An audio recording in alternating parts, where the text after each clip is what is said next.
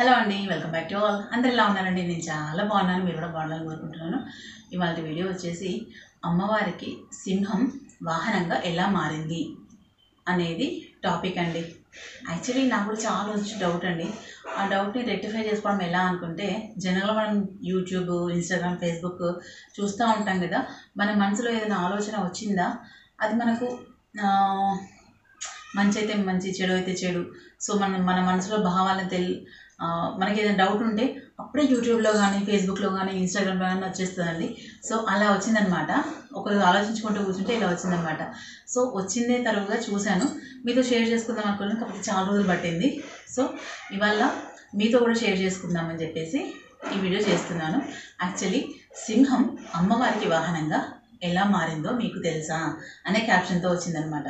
So నాకు వచ్చిన డౌట్ని మా అమ్మవారే రెక్టిఫై చేశారా అనే భావనలు నేను ఉన్నా అనమాట. సో నాకు తెలిసింది మీతో షేర్ చేసుకుందామనే ఈ వీడియో చేస్తున్నానండి. సో పురాణాల ప్రకారం ఉంది అని చెప్పేసి ఉందన్నమాట. సో అది ఏ పురాణంలో ఉంది, ఎలా ఉంది అనేది బట్ నాకు తెలీదు. బట్ ఏంటంటే నాకు తెలిసింది మీతో షేర్ చేసుకుందామన్న ఉద్దేశంతోనే ఈ వీడియో చేస్తున్నాను. సో ఏదైనా మనకు తెలుసుకోవాలనే ఆతృత, కుతూహలం ఉంటుంది చూసారు, దాని ముందు అన్నీ బలాదూరండి. అందులో మా అమ్మవారు నా కోసం నా వాహనం ఇలా నేను నా సింహం వాహనం ఇలా నా దగ్గరికి వచ్చింది అని నాకు అమ్మవారు చెప్పగానే చెప్పింది అని అనుకున్నాను వీడియో రూపంలో. సో ఇవాళ టాపిక్ అదే అనమాట. సో చూద్దాం రండి.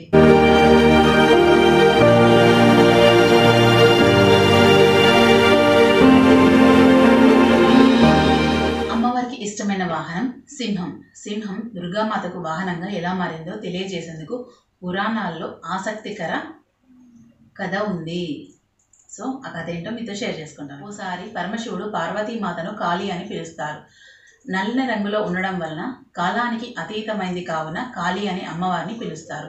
దివ్యమైన రూపాన్ని పొందడం కోసం పార్వతీదేవి కైలాసాన్ని విడిచిపెడుతుంది.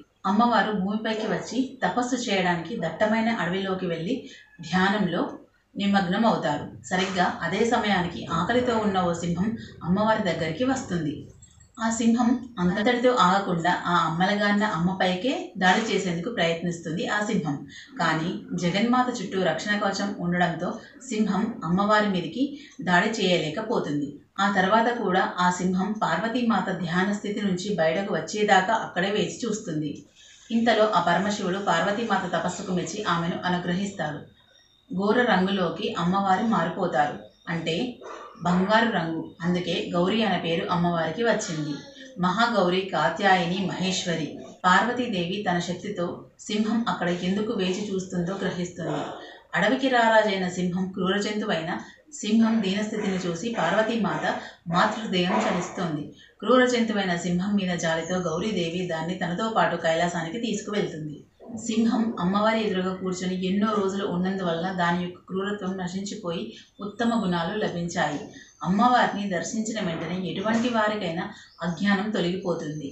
అమ్మవారు తన వాహనమైన సింహానికి సోమనంది అని పేరు పెట్టి కైలాసానికి తీసుకువెళ్తారు.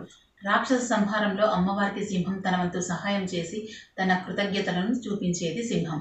మహిషాసురుడు దున్నపోతు రూపంలో ఉన్నప్పుడు చీల్చివేసింది. నవదుర్గ స్వరూపాల్లో కొన్నిసార్లు చంద్రగంట అమ్మవారికి పులి కూడా వాహనంగా ఉంటుంది. కూష్మాండ స్వరూపంలో సింహమే అమ్మవారికి వాహనంగా ఉంటుంది. అమ్మవారి దేవాలయాల్లో అమ్మవారి ఎదురుగా సింహం కూడా ఉంటుంది. తప్పు తెలుసుకొని మంచిగా మారే వారికి అమ్మవారు అవకాశం ఇస్తారు. వారికి అమ్మవారి అనుగ్రహం కూడా లభిస్తుంది. సో ఇదండి ఇవాళ వీడియో. సింహం అమ్మవారి వాహనంగా ఎలా మారింది అనేది. ఎన్నో కథలు ఉంటాయండి, దాంట్లో ఇది ఒక కథ అనుకోవచ్చు. ఎందుకంటే ఇది నిజమని నేను చెప్పను, ఇది అబద్ధమని కూడా నేను చెప్పను. సో నేను చూశాను కాబట్టి మీతో షేర్ చేసుకుందామన్న ఆలోచనతో ఈ వీడియో చేశానండి. సో ఏమంటారు కదా, కొంచెమైనా మనకు తెలిసి ఉండాలి కదా. ఏదో మనం ఒకరిని అనుసరిస్తూ వెళ్తున్నాం కాబట్టి, వారి గురించి ఆలోచిస్తూ ఉంటాం కాబట్టి, నేను అమ్మవారి ఆలోచనలో దాదాపు నిమగ్నమైపోయి ఉంటాను. సో అమ్మవారి మీద చాలా చాలా చాలా డౌట్లు వస్తూ ఉంటాయి అనమాట. సో అట్లాంటి డౌట్లు వచ్చినప్పుడు అమ్మవారు నాకు ఇలా క్లారిటీ ఇస్తుంది అనమాట. సో నేను అది బిలీవ్ చేస్తూ ఉంటాను. సో అందుకని ఈ వీడియో మీతో షేర్ చేస్తున్నాను. ఇందులో ఎంత నిజం ఉందో ఎంత అబద్ధం ఉందో కూడా నాకు తెలియదండి. సో నాకు చూశాను కాబట్టి మీతో షేర్ చేసుకుంటున్నాను. సో ఇదండి ఇవాళ వీడియో. ఎలా అనిపించిందండి? చూసి like, share, comment and subscribe my channel. Bell icon press చేయండి ఫర్దర్ నోటిఫికేషన్స్ కోసం. సో జై దుర్గా.